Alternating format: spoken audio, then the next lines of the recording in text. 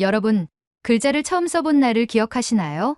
베트남의 한 빈민촌. 그곳에 살던 13살 소년 리는 자신의 이름조차 쓸 줄 몰랐습니다. 매일 쓰레기 더미를 뒤지며 살아가던 소년에게 어느 날 갑자기 찾아온 운명 같은 만남. 한국에서 온 낯선 청년들이 건넨 단 한마디와 하얀 종이 위에 적힌 세 글자 린. 그 순간 소년의 인생이 송두리째 바뀌기 시작했습니다. 단지 이름을 한글로 써봤을 뿐인데요. 그게 인생을 바꾸는 첫걸음이 될 줄 아무도 몰랐습니다. 그리고 10년 후 그는 유창한 한국어로 이런 말을 하게 됩니다. 형, 이제는 제가 아이들에게 희망을 나누는 사람이 되었어요. 도대체 이 아이에게 무슨 일이 있었던 걸까요? 지금부터 한글이 만들어낸 기적 같은 이야기 시작합니다. 안녕하세요. 제 이름은 린입니다. 베트남 호찌민시 외곽.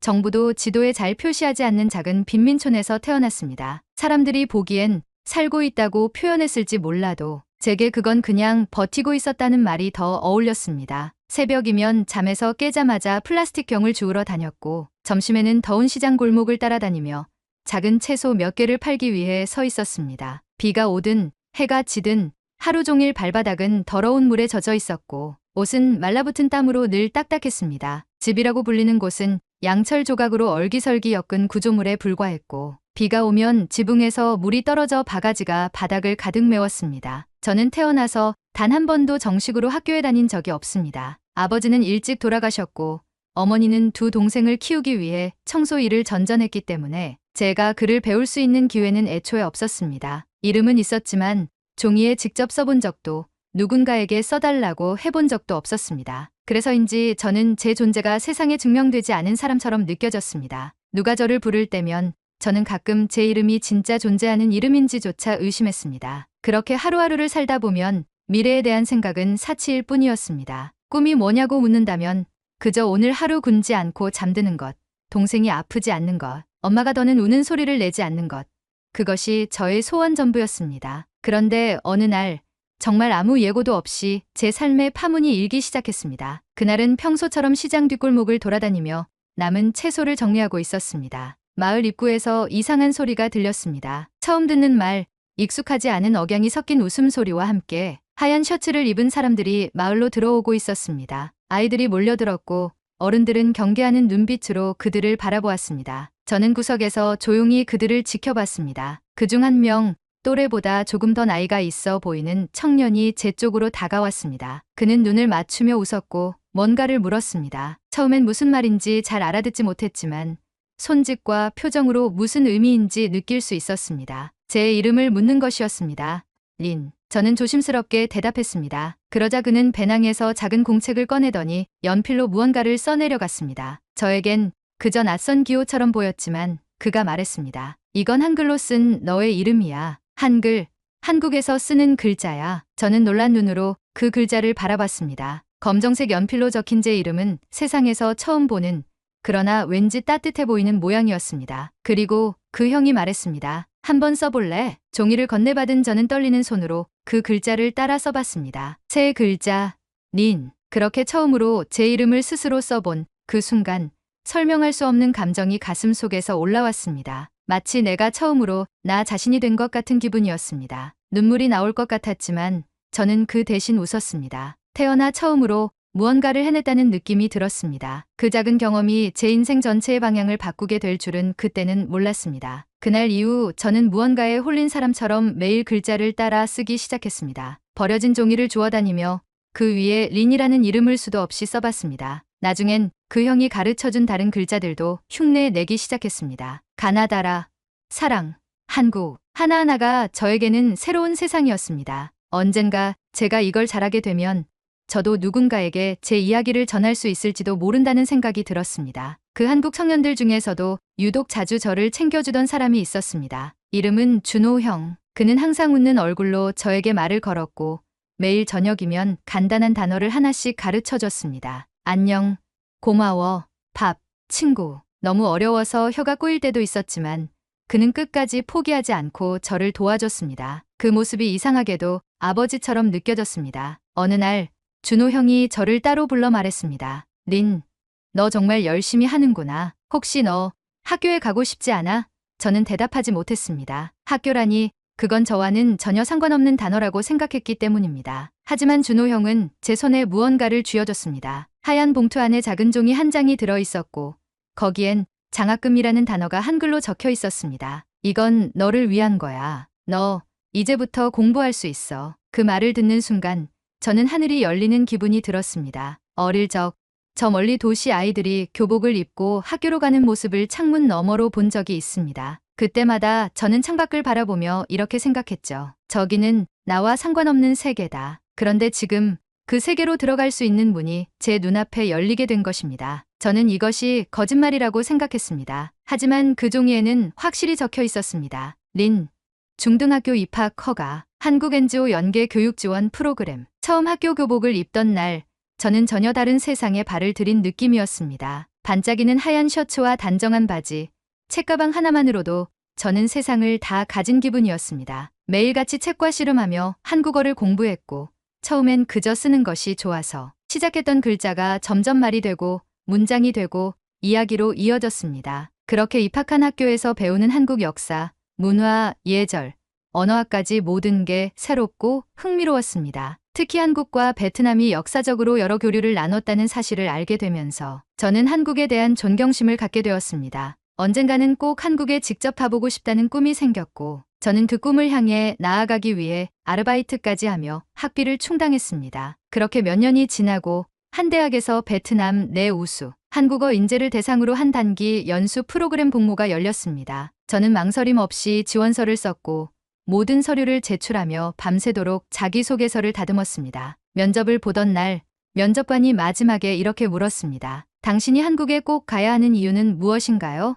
저는 망설이지 않고 대답했습니다. 제 이름을 처음 한글로 써준 나라입니다. 제 인생을 바꿔준 언어이고 저는 그 언어를 통해 다시 태어났습니다. 한국에 가야 그 시작의 의미를 찾을 수 있을 것 같습니다. 그 진정성을 면접관께서 알아보셨는지 몇 주 후 합격 통보를 받게 되었습니다. 마침내 꿈에 그리던 대한민국이라는 나라의 땅을 밟게 된 것이죠. 한국에 도착한 후 모든 것이 너무나 다르게 느껴졌지만 제가 배운 한국어가 실제로 이곳에서 사용되고 있다는 사실에 가슴이 뛰었습니다. 마침내 한국어 교육센터에서 첫 수업을 받던 날이 왔습니다. 전 세계 각지에서 온 학생들이 모였고 저는 그중 누구보다 자신 있게 발음을 했습니다. 선생님은 깜짝 놀라며 말했습니다. 린 씨, 한국어 아주 유창하네요. 혹시 유학 경험 있으세요? 저는 고개를 저으며 웃었습니다. 아니요. 제 인생이 한국어로 시작됐습니다. 그러니까 자연스럽게 배울 수밖에 없었어요. 하지만 모든 게 순조롭지는 않았습니다. 한국어 교육센터에서의 첫 수업이 끝난 후 저는 생각보다 훨씬 더 큰 도전에 직면하고 있음을 깨달았습니다. 겉보기엔 자신 있게 말도 하고 듣기도 자연스러워 보였지만 수업이 깊어질수록 제가 부족한 점들이 속속 드러났습니다. 특히 고급 문법, 관용 표현, 사회적 맥락에 따라 달라지는 말투와 높임말 등은 외국인에게 있어 정말 험난한 벽처럼 느껴졌습니다. 단순히 말이 통하는 것과 문화를 이해하고 맥락에 맞게 사용하는 것은 전혀 다른 문제였습니다. 그 중에서도 존댓말의 개념은 넘을 수 없는 산같이 느껴졌습니다. 같은 문장을 상황에 따라 높이기도 낮추기도 해야 한다는 개념이 낯설었고 제 머릿속에서는 늘 베트남어식 직설적인 표현이 먼저 떠올랐습니다. 예를 들어 이거 주세요라는 말을 어느 상황에서는 정중하게 이것 좀 주시겠어요? 라고 바꿔야 하고 어떤 경우에는 이거 좀 줄래? 라고 말해야 자연스럽다는 것을 이해하는데 한참이 걸렸습니다. 그뿐만 아니라 한 문장 안에서 조사 하나만 바뀌어도 의미가 완전히 달라진다는 사실에 저는 점점 자신감을 잃기 시작했습니다. 더 큰 문제는 글쓰기였습니다. 회화는 일상적으로 연습할 기회가 있었지만 논리적인 글을 한국어로 구성하는 건 완전히 다른 세계였습니다. 교육센터에서는 주 1회 에세이 과제가 있었는데 처음 받은 주제가 나의 고향이었습니다. 저는 열심히 써 내려갔지만 문장 구조는 엉망이었고 문법 오류가 너무 많았습니다. 선생님은 친절하게 고쳐주셨지만 제가 보기엔 너무 부족해 보일 뿐이었습니다. 내가 이렇게 부족한데 정말 통역사나 교육자가 될 수 있을까라는 의문이 마음을 짓눌렀습니다. 하지만 제가 여기까지 올 수 있었던 건 단지 운이 좋아서가 아니었습니다. 저는 다시 연필을 들었습니다. 새벽 5시에 일어나 교육센터가 열기 전에 조용한 공간에서 하루 한 편씩 짧은 글을 쓰는 습관을 만들었습니다. 처음엔 한 문장 쓰는데 30분이 걸리기도 했지만 매일같이 반복하다 보니 어느 순간부터 생각이 문장으로 자연스럽게 이어지기 시작했습니다. 선생님께 받은 피드백은 공책에 따로 정리했고 고쳐 쓴 글을 다시 제출해 확인받는 과정을 반복했습니다. 그야말로 언어를 벽돌처럼 하나씩 쌓아 올리는 기분이었습니다. 또 하나 제가 놓치고 있던 것이 문화적 맥락이라는 사실을 알게 된 건 수업 중에 진행된 역할극 덕분이었습니다. 당시 주제는 직장 상사와의 회식 자리에서의 대화였고 저는 그저 정직하게 내 생각을 말하면 된다고 생각했습니다. 그런데 제가 했던 말에 다들 웃음을 터뜨렸습니다. 알고 보니 제가 무심코 던진 말투가 무례하게 들릴 수 있는 표현이었던 겁니다. 그날 수업이 끝난 후 선생님은 조용히 저에게 말했습니다. 린 씨는 언어 실력도 훌륭하지만 한국 사람의 마음을 이해하려는 노력이 더 빛나는 것 같아요. 그게 진짜 실력이에요. 그 말은 제게 큰 위안이자 다시 힘을 낼 수 있는 원동력이 되었습니다. 그 후 저는 단순한 언어 학습을 넘어 한국의 뉴스, 드라마, 책 등을 매일같이 접하며 한국인의 사고방식과 정서를 이해하려 노력했습니다. 처음엔 드라마 대사 속 은어와 사투리가 어렵기만 했지만 자막을 켜고 여러 번 반복해서 보며 그 의미를 유추해냈습니다. 가장 기억에 남는 건 한국의 한 다큐멘터리였습니다. 소외된 이웃을 돌보는 자원봉사자들의 이야기를 다룬 프로그램이었는데 그들의 삶에 스며든 한국어는 단어 하나하나에 정이 담겨 있었습니다. 저는 그 순간 깨달았습니다. 한국어는 단지 정보 전달을 위한 언어가 아니라 사람과 사람 사이의 온기를 연결하는 언어라는 것을요. 이후로 저는 매주 자원봉사 활동도 함께 시작했습니다. 외국인 노동자들을 위한 무료 통역 서비스에 참여하면서 제가 배운 한국어가 누군가에게 실질적인 도움이 될 수 있다는 사실에 놀랐고 더 큰 책임감을 느꼈습니다. 특히 한 캄보디아 출신 노동자가 병원 진료를 받으러 갔을 때 통역을 도왔던 경험은 아직도 잊히지 않습니다. 그가 제 손을 꼭 잡으며 말했습니다. 형, 덕분에 살았어요. 그 말은 단순한 감사의 표현이 아니었습니다. 언어가 생명을 지킨다는 것을 그때 처음 체감했습니다. 물론 아직도 부족한 점은 많았습니다. 외국인으로서 이해하기 힘든 사회적 분위기나 암묵적인 규칙들에 당황할 때도 많았고 한국어의 높은 수준을 요구하는 공식 문서 작성에서는 늘 긴장했습니다. 하지만 저는 두려움을 피하지 않았습니다. 배움을 멈추지 않았고 실패를 걸음 삼아 조금씩 전진했습니다. 그렇게 교육센터에서의 6개월 과정이 끝나갈 무렵 저는 누구보다 당당하게 한국어로 자신의 이야기를 풀어낼 수 있게 되었습니다. 단순히 문법이 정확하다는 것이 아니라 제 마음을 한국어라는 도구로 정확하게 전달할 수 있다는 것. 그것이 제가 이곳에서 얻은 가장 큰 성장이라 생각했습니다. 저는 교육센터 수료 이후에도 귀국하지 않고 NGO의 추천으로 서울에 있는 한국어 교육기관에서 인턴 통역 고조로 일할 기회를 얻게 되었습니다. 그곳에서 저는 전 세계에서 온 다양한 이민자들과 한국 사회 사이를 연결하는 다리 역할을 하게 되었고 제 한국어 실력은 실무 속에서 더욱 단단해졌습니다. 서울의 생활은 빠르게 흘러갔습니다. 낮에는 교육기관에서 일하고 저녁엔 도서관에서 공부했습니다. 매주 일요일마다 한국어 능력 시험 준비반 수업도 들었습니다. 그 속도감 있는 삶이 때로는 숨막히기도 했지만 제가 그토록 원하던 삶이었기에 견딜 수 있었습니다. 무엇보다 한국이라는 나라는 제가 노력한 만큼 보답해주는 곳이었습니다. 길을 묻기만 해도 친절하게 지도를 펴 설명해주는 사람들. 늦은 밤 지하철 안에서도 안심하고 책을 펼 수 있는 환경. 어디에서나 깨끗한 공중화장실과 정확한 대중교통. 제가 살아온 곳에서는 상상도 못할 일들이 한국에서는 당연하다는 듯 펼쳐지고 있었고 저는 그 안에서 무한한 신뢰를 배우고 있었습니다. 그러던 어느 날 예상치 못한 일이 벌어졌습니다. 평소처럼 점심시간에 회사 근처의 한 식당을 찾았습니다. 자주 가던 김치찌개 전문점이었고 이른 시간이라 손님도 별로 없었습니다. 자리에 앉아 김치찌개 하나 주세요라고 말했는데 주인 아주머니가 제 말을 듣고도 아무 대답 없이 뒷모습만 보이며 주방으로 들어가 버렸습니다. 저는 순간 당황했습니다. 내가 뭘 잘못 말했나? 발음이 이상했나?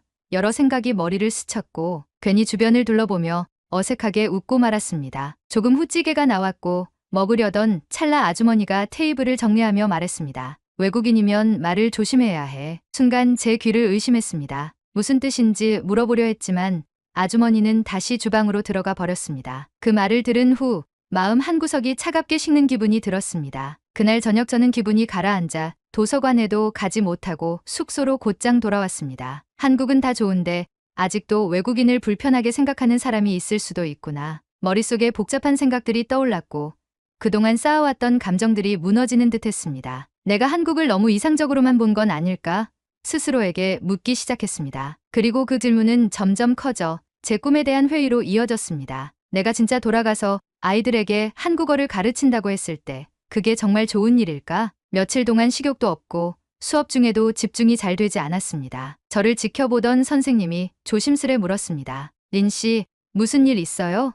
저는 고민하다가 식당에서 있었던 일을 솔직하게 말씀드렸습니다. 선생님은 한참을 듣고 나서 웃으며 말했습니다. 그 아주머니, 아마 당신 걱정한 거예요. 네. 저는 이해가 되지 않았습니다. 어떻게 그런 말이 걱정이죠? 혹시 그 아주머니가 무뚝뚝하고 말이 짧았죠? 그런데 그 식당 자주 가던 곳이라면서요. 보통 한국에서는 익숙한 사람에게 더 편하게 말하거든요. 그리고 외국인이 발음을 잘하면 오히려 어디까지 이해할까 조심하는 경우도 있어요. 혹시 그날 표정이 어땠는지 기억나요? 저는 그 말을 듣고 그날 아주머니의 표정을 떠올려 보려 했습니다. 어렴풋이 그녀가 음식 나올 때 찌개에 고명을 더 얹어줬던 것이 생각났습니다. 평소에는 없던 고명이었습니다. 그 순간 뭔가 가슴 깊은 곳에서 울컥하는 감정이 올라왔습니다. 어쩌면 저는 제 안의 작은 불안을 현실보다 크게 키워서 누군가의 진심을 오해한 것일지도 모릅니다. 그 다음 날 저는 다시 그 식당을 찾았습니다. 조심스레 자리에 앉자 아주머니가 익숙한 얼굴이라는 듯 미소를 지었습니다. 오늘은 뭐 먹을래? 그 목소리는 그날과 다르지 않았지만 저는 이제 그 속의 진심을 읽을 수 있었습니다. 김치찌개요. 아주머니, 지난번에 고명 더 얹어주셔서 감사합니다. 아주머니는 놀란 눈으로 저를 보다가 고개를 끄덕이며 말했습니다. 그날 좀 피곤해서 말투가 그랬을 거야. 미안했어. 근데 너 한국말 잘한다. 웬만한 한국 사람보다 정확해. 그날 그 식당에서 먹은 김치찌개는 지금까지 먹어본 어떤 음식보다 따뜻했습니다. 단지 국물의 온도가 아니라 마음 깊은 곳에서 퍼져나오는 위로 같은 온기였습니다. 그리고 이제 그 배움을 가지고 돌아갈 준비를 시작했습니다. 과거 저처럼 이름조차 스스로 쓸 수 없었던 아이들에게 한글이라는 문을 열어주는 사람이 되기로 마음먹었습니다. 저의 사명은 이제 분명해졌습니다. 제가 받은 이 언어의 따뜻함을 다시 세상에 나누는 일. 귀국하던 날 저는 인천공항 면세점 한편에 조용히 서 있었습니다. 분주하게 오가는 여행객들 속에서 홀로 깊은 숨을 들이쉬었고 제 가슴은 터질 듯 벅차올랐습니다. 13살, 이름조차 제대로 쓸 줄 모르던 소년이 이렇게까지 올 수 있었던 건 오직 한글 덕분이었습니다. 그리고 이제 그 시작점으로 돌아가는 순간이었습니다. 베트남 호찌민 외곽의 작은 마을, 시간이 멈춘 듯 여전히 좁은 골목과 먼지가 날리는 흙길, 신발 없이 웃으며 달리는 아이들. 제게는 너무 익숙한 이 풍경이 이제는 전혀 다르게 느껴졌습니다. 왜냐하면 이번에는 제가 그 아이들에게 처음이라는 선물을 줄 차례였기 때문입니다. 마을의 작은 교실을 하나 열었습니다. 벽돌로 된 허름한 공간이었지만 종이와 연필, 그리고 가, 나, 다부터 시작하는 글자들이 교실을 빛냈습니다. 아이들은 처음엔 수줍어했지만 곧 웃으며 자신의 이름을 한글로 또박또박 써내려가기 시작했습니다. 그 순간 저는 10년 전 하얀 종이에 린이라는 글자를 처음 써봤던 제 자신을 떠올렸고 가슴 깊이에서 또 한 번 뜨거운 무언가가 올라왔습니다. 쓰렘, 제 이름도 써주세요. 이건 뭐라고 읽어요? 한국어는 진짜 신기해요. 아이들의 말 한마디, 반짝이는 눈빛 하나하나가 제게는 기적이었습니다. 저는 단순히 글자를 가르치는 것이 아니었습니다. 아이들에게 존재한다는 감각을, 내가 특별한 사람이라는 믿음을 선물하고 있었던 것입니다. 하지만 여기서 멈출 수 없었습니다. 저는 점점 더 큰 꿈을 꾸기 시작했습니다. 한글이라는 언어의 힘, 그 아름다움을 이 작은 마을을 넘어 더 많은 사람들에게 알리고 싶었습니다. 그래서 저는 지역 학교, 청소년 센터, NGO 단체들과 협력해 한글 교육 프로그램을 정식 개설했습니다. 각 마을을 돌며 워크숍을 열고 한글을 통해 배울 수 있는 가치인 질서, 배려, 표현의 자유로움 등을 소개했습니다. 그러던 중 한 베트남 현지 방송국에서 저의 이야기를 듣고 다큐멘터리를 제작하겠다고 연락이 왔습니다. 촬영 당일 저는 카메라 앞에서 묻지도 않은 질문을 먼저 꺼냈습니다. 여러분, 한글이 왜 특별한지 아시나요? 그리고 천천히 말을 이어갔습니다. 모든 글자는 소리를 표현하기 위해 만들어졌지만 한글은 사람의 입과 목소리 구조를 분석해 만든 사람을 위한 과학입니다. 제가 글을 몰랐을 때 그 누구보다 쉽게 배울 수 있었던 건 바로 이 구조 덕분이었죠. 그래서 저는 말합니다. 한글은 가장 인도적인 문자입니다. 이 방송이 나간 후 저는 여러 대학교와 기관에서 강연 요청을 받게 되었고 한글 전도사라는 별명을 얻게 되었습니다. 어느 날 고마운 사람 한 명에게 메일을 썼습니다. 준호 형, 그때 제게 처음으로 한글로 이름을 써주셨던 그 사람. 형, 기억나요? 제가 린이라는 이름을 써보고 웃던 그날. 이제는 제가 아이들에게 그 웃음을 선물하는 사람이 되었어요. 형, 덕분에요. 잠시 후 도착한 답장은 짧았지만 제 가슴을 따뜻하게 덮었습니다. 리나, 넌 내 자랑이야. 너처럼 잘한 아이들이 이 세상을 바꿀 거야.